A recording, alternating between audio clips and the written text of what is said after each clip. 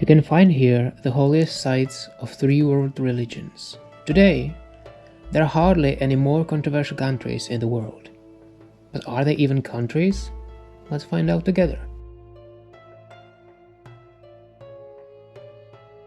I'm Lex Universe, and this is Israel and Palestine. Hello Internet, welcome to Lex Universe. So I guess whatever I will say in this video, it will get someone offended, so I apologize for that in advance. And unfortunately, if you are the kind of a person who gets offended by anything anyone says or does, then please don't watch this video, or if you do, then please keep it to yourself, because nobody cares about that. I was gonna wear a kibbah in this video to give you some kind of a Israeli feeling, but then I realized this will be controversial enough and I don't need to pour any more oil into the fire. So then I just settled for this amazing Jerusalem mug. See, it says Jerusalem, it doesn't say Israel, it doesn't say Palestine. Jerusalem exists, no controversy here, right? In this video, I will talk about the state of Israel and also about the territories that are currently internationally recognized as the so-called State of Palestine. Why I'm doing both of these entities at once is they are basically both under the same visa policy, they have the same immigration politics.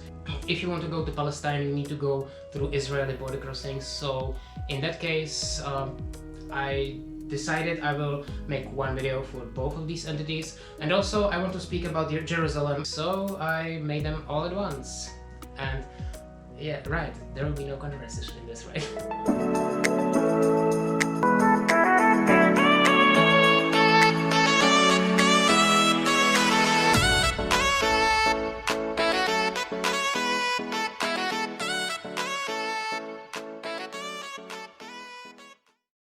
So Israel is located in the Middle East on the Mediterranean coast.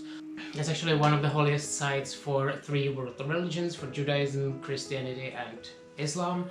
That's basically one of the main reasons why this place is such a clusterfuck of international politics. And I will get to that later, but just in the beginning, keep it in mind, what I'm talking about is the state of Israel, as it is internationally recognized, and also the two Palestinian territories, the Gaza Strip and the West Bank. And now a little bit about geography. Israel borders with Lebanon to the north, Syria and Jordan to the west. It has a very short coastline in the Gulf of Aqaba in the south, and it also borders with Egypt. The longest coast is to the west of the country with the Mediterranean Sea. Many people refer to Israel as the Jewish state, and yeah, the truth is the majority of inhabitants are Jewish, but not all of them. Like 75% of Israeli citizens in the Israel proper are Jewish, and like 10 to 40% in the occupied regions or in the Palestinian territories as well. And Israel doesn't equal Jewish, and Palestinian doesn't equal Muslim or even Arab. Now this video will be mainly about Israel proper, but I'll also talk a little bit about Palestine. But before I do, let's make the division what is what. When you take a look at this map, then you can see two colors. The green area is Israel proper. What you can see in orange are the Palestinian territories. They consist of two territories, there's the Gaza Strip and the West Bank. When I will talk about Palestine, I will talk about the West Bank because it's really not recommended to go to the Gaza Strip, and actually it's like almost impossible to get there as international travelers. So when I speak about Palestine, it's West Bank. Now, when you talk about the West Bank, it's also not that simple as it might seem. Like, nothing will be simple in this video. There are territories that are directly controlled by the Palestinian Authority that's currently seated in Ramallah, and then there is the most controversial portion of this video, and that's the Israeli settlements in the West Bank. During the so-called Six-Day War, Israel occupied some of the territories, including the West Bank. Most of them, they were then returned to their original owners, but the West Bank remains under Israeli administration. For the majority of the international observers and for the international organizations and other states, this is considered as the military occupation of West Bank. The most controversial part of this are the so-called Israeli settlements. By Israel, they are considered to be part of Israel proper. This is unacceptable for the Palestinians, and this is basically one of the many reasons why these people hate each other. and why there are a lot of conflict, why there had been a lot of conflicts in the past, and it's actually still kind of in this mini Cold War situation right now, so keep that in mind. So let's start with the basics. If you want to come there, their official currency is the Israeli shekel. They use type H and C plug outlet. They usually flush the toilet paper, and also they drive on the right side of the road. The official language of Israel is Hebrew, but as a large portion of people who live there are Arabic. Arabic is also well known and quite largely spoken. It's not an official language anymore, but you can still find most of the signs in the cities in Hebrew, in Arabic, and also in English transliteration. So in this case you will not get lost. The problem is, many people say that you can get by with English, and that's kind of true, but the thing is, I'm not sure if I was really unlucky when meeting people, but almost none of the people that I met in shops and stuff were willing to speak English to me, even a little. They even like seemed that they didn't understand. And here's the question: did they really not understand, or couldn't they just be bothered to talk to me? So here comes the fun part: getting into Israel. This is not easy.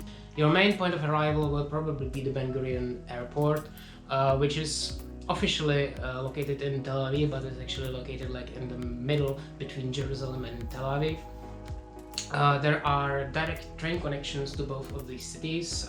They cost around 16-17 shekel, and they take you downtown to Jerusalem or Tel Aviv within half an hour or so. So that's very convenient and very useful. When it comes to the airport, I think the first elephant in the room that I have to mention is the immigration, because that will be the first thing that we'll experience in Israel, and it will be that's just mental. Yeah, you will spend a lot of time there. They have a lot of questions on you. Why you're traveling to Israel? What are you gonna do that? Where you will be accommodated? How much money you have with you, and stuff like that. Like basically everything about yourself. You will have to explain it to them, and unless they are very satisfied with what you say, they will not let you into the country. If you're flying with the national carrier of Israel, El Al, you will have this interview directly on your airport of departure, which is, well, it can save you some time when you travel there, but you also have to be on this airport where you depart from a lot earlier. There is nothing convenient about going to Israel, that's one thing. You just have to understand it, and you will spend a lot of time waiting in lines on the airport. That's just the thing. And this is nothing compared to what you will experience when you want to leave Israel. Because then you will have to go through Israeli security check. And that's something that's yeah, I don't know how to describe it. It's really a little clusterfuck of I will not go in very much detail, but it has several steps that you go through. There will be an interview with the person who will watch everything you do. They will check your passport, see what were your previous countries. They will ask you about them. I was in Istanbul a week prior to my visit in Israel, and they were asking me who I was there with, if I know their parents, and come on, like really personal questions. And I would advise you to really answer truthfully, because I mean, what's the alternative? They are trained to figure out if you're lying, so don't lie to them. Then you will go to the passport check. That's another queue, another line. You will again be scrutinized, and then there is the normal airport security check, and that's also a lot more thorough than on other airports. You can get lucky and you'll just go through, but then they can also check your baggage, they can check you for an additional interview. It's all dependent on how suspicious you look to them, so just be prepared for that. They usually recommend you to get to the airport at least 3 hours prior to departure, preferably even earlier, so keep that in mind. Also, there are 2 terminals on the Ben Gurion airport. In case you are flying with some of the low-cost carriers, you will probably depart from the secondary terminal, and there is a free bus service between those terminals, so that's something to keep in mind. The alternative would be the Eilat Ramon airport near the southern city of Eilat, and also you can travel to Amman, Jordan, if you want to travel to West Bank. See, the thing is, if you're a Palestinian or you have a Palestinian origin or a Palestinian passport, you cannot travel to Ben Gurion airport, and if you want to go to West Bank, you have to go via Jordan. And it's also possible for any other traveler if you want to avoid Israel, but then keep in mind you will still have to go through Israeli border crossing at the Israeli-Jordanian border, so there's no saving time there. Speaking of which, there are 5 land border crossings with Israel. There are 3 with Jordan and 2 with Egypt. You can cross there. When it comes to border crossings, keep in mind many of the Arabic countries will not you let into their territory if you have a stamp from Israel. So in most cases on Israeli border crossings, they will not stamp your passport, they will just give you a piece of paper with a printed some kind of an immigration card or something, and yeah, so you will not have any mark of your visit in Israel in your passport. But in case they will stamp you, that just keep in mind, it might be advisable to have another passport for the Arabic countries that do not recognize the sovereignty of Israel. So one more important thing worth pointing out is the so-called Sabah.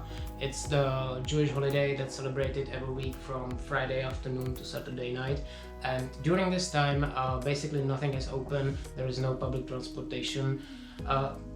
It's not a general rule. I mean, there are places in Israel like Tel Aviv who are not that orthodox, they are not that religious, so you may find there some stores open or something, but generally the public transportation doesn't work during these times, so your only possibility to get from the airport will be by a taxi or something like that.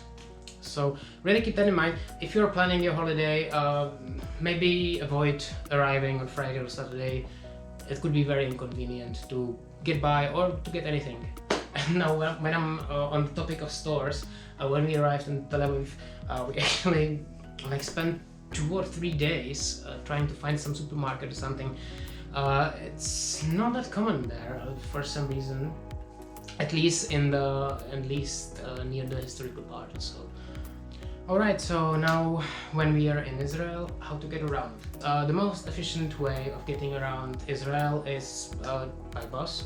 There is a very good bus network.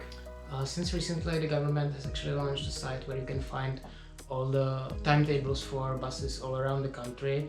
It's bus.gov.il.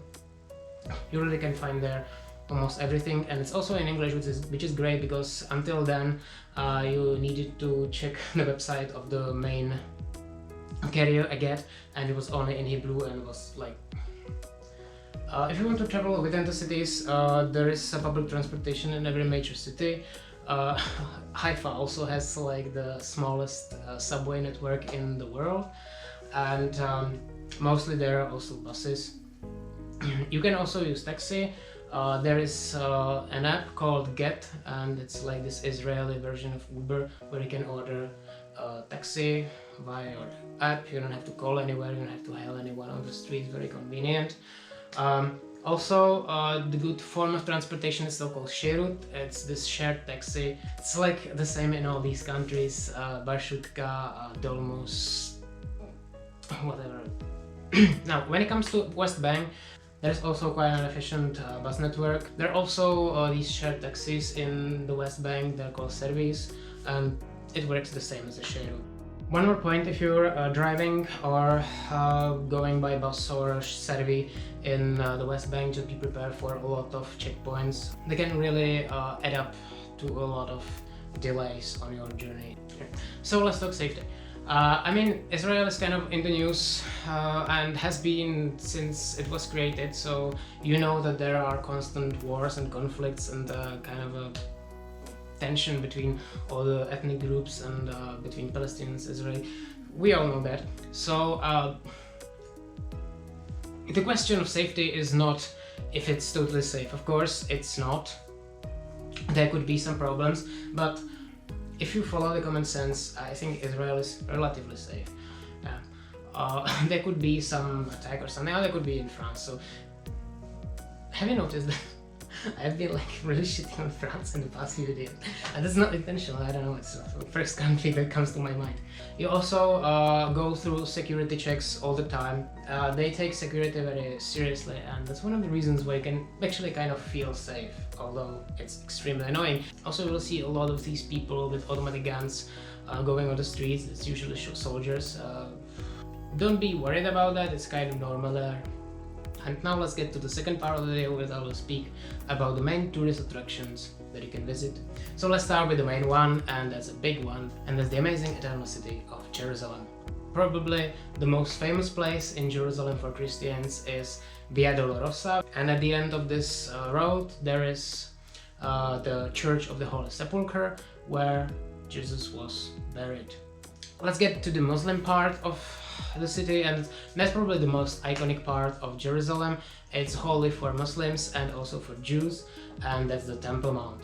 This was originally the place where the Jewish temple was built twice. They're actually waiting for the third time, but I don't see that happening anytime soon. Generally, getting to the Temple Mount is free, but you just have to go through a very thorough security check, and it's not actually open the whole day. There's like 4 hours a day, I think, so plan accordingly. What you find there is the Al-Aqsa Mosque, which is one of the holiest mosques for Muslims. You can also find here Kabat al-Sahra, which is the Dome of the Rock. I mean, this is the most iconic building in Jerusalem, probably the most iconic landmark of Jewish Jerusalem is the Western Wall. That's the last remnant of the original Jewish temple. Also, whenever you go to any of these religious sites, you need to be modestly clothed, so your shoulders need to be covered, your knees. Yeah, this is also not okay, I guess. So yeah, dress accordingly. Don't be a dick. Among other places that you can visit in Jerusalem, there's the Mount of Olives, which in itself is quite amazing, and also it provides you with beautiful view of the whole city. Also, if you want to see something different, there is this quarter of the town called Mea Shearim, where you can find the most Orthodox Jews. But since they are Orthodox, they don't like visits, so first of all, be modest closed, and also they will just hate you anyway. So our next on the list is the city of Tel Aviv. Tel Aviv is basically like this summer vacation resort for most of the people, not only from Israel. You'll find there endless beaches, which are kind of nice. Tel Aviv is built around the ancient city of Jaffa, which is a very beautiful old town if you have some time to spare. Now, when we stay on the coast, we will move a little bit to the north and we'll visit the amazing city of Haifa. The most interesting and the most visited place in Haifa are the gardens and the world center of the Baha'i faith. I don't know if you know anything about the Baha'i faith, I will not explain it to you, but anyway, this is like their Vatican city, so really important, and from the architectural point, really beautiful. If you want to visit there, you can buy an organized tour, but you can also enter just on your own. And the entrance to the gardens, which is the most amazing thing, is for free, and it's from 9 to 17. There are over 70 natural parks in Israel. You can actually visit all of them with the thing called Israel Pass, and it will give you access to certain number of Israeli national parks. So there are 3 varieties, for 3 entries, for 6 entries, and for unlimited number of entries, which means that if you pay the highest price, you can enter all 70 national parks within 2 weeks from the first entrance, which is kind of cool if you want to spend there a long time. So now let's leave Israel proper and let's move to the West Bank, because there are also some pretty amazing places that you can visit. Probably the most iconic natural landmark in Israel or in the whole Holy Land is the Dead Sea. It's the lowest point on the planet that you can visit. You have definitely seen these pictures from this pool of water. As you may know, it has the largest density of all seas or lakes in the planet, and you cannot actually like drown there because it's just you just float by nature there. So there are a lot of these people who will just lie down in the water and just read newspapers. It's like laying in a very liquid mud, I would say. I mean, it's still water, but it's kind of dense, so it feels different a little bit. But definitely worth checking out, because that's something that you will not experience anywhere else. So kind of cool. And also, if you have some derm problems, the salt from the Dead Sea and also like the water in the mud, it's very helpful and very healthy to use, so kind of cool. The majority of the coast of the Dead Sea is in the West Bank. There's also a small portion in the Israel proper, but most of the main resorts at the Dead Sea are in the West Bank. Another notoriously known place in the West Bank is the city of Bethlehem, which, in case you didn't know, is the place where, according to the legend, Jesus was born. I mean, we have all seen these nativity scenes, and one of the most important religious sites in Bethlehem is the Church of Nativity. Especially around Christmas, you will find a lot of Christians going to Bethlehem for religious reasons, of course, but it could also be kind of an interesting experience for any others of us. So definitely worth checking out. I mean, spending Christmas in Bethlehem, what could be better, right? Also, in case you didn't know that, Bethlehem was allegedly the birthplace of the King David, and he was crowned there as the King of Israel. Another place that you can visit in the West Bank is the city of Jericho. It is sometimes considered as the longest inhabited town in the world. The oldest structures in the archaeological zone of Tel Sultan, about 2 kilometers from the nowadays Jericho, have been inhabited in around 10,000 BCE, so quite impressive. And the last place that I will recommend to you in the West Bank is the city of Hebron. This city is kind of interesting because it's like a microcosmos of the whole West Bank. You can find here the old Palestinian city of Hebron. You can also find here an Israeli settlement. These places are really divided. You cannot cross from another. I mean, you theoretically can, but the Palestinians cannot go to the Israeli part, and the Israelis cannot go to the Palestinian part, so you just probably have to walk or something. It's a lot more convenient to pick where you want to go in the city and just depart from a Palestinian town or from any Israeli settlement. It's a lot easier than crossing the borders within the city. What you can find in Hebron is the so-called Cave of the Patriarchs, and this is related to Abraham, which, as you may know, is one of the key figures in all of these so-called Abrahamic religions. This is like the second holiest site for Jews and one of the 4 holy cities for Muslims, along with Mecca, Medina, and Jerusalem.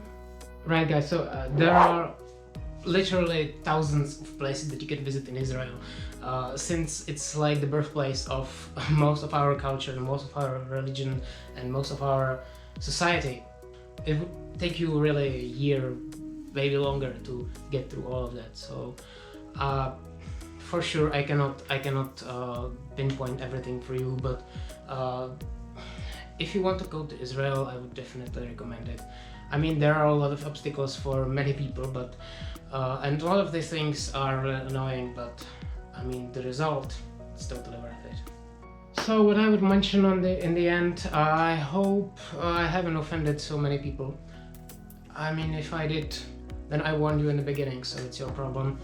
I spent a lot of time thinking about this video because it's really not a subject that can be taken lightly, and it's really difficult to approach it from any side that will be kind of impartial. I tried to be as impartial as possible, and I hope I managed it. And yeah, if I didn't, then I'm sorry. I'm just a human. So I hope you found this video interesting. I mean, Israel is closed right now, but I believe this will go over in a few months, so I hope at that time you will use this guide and it will be very helpful for you. And if you have any more questions about Israel, I spent some time there, so I kind of know something about it. So if you have any questions about it, please leave them in the comments below. I will get to you when it's possible. And yeah, I hope you enjoy this. If you did, please give me a like, subscribe to my channel, check out my other social media, and see you in the next video. In the next video in this series, we will visit Jordan and the amazing Maccabean city of Petra. Hope you'll stay tuned for that. Have a great day.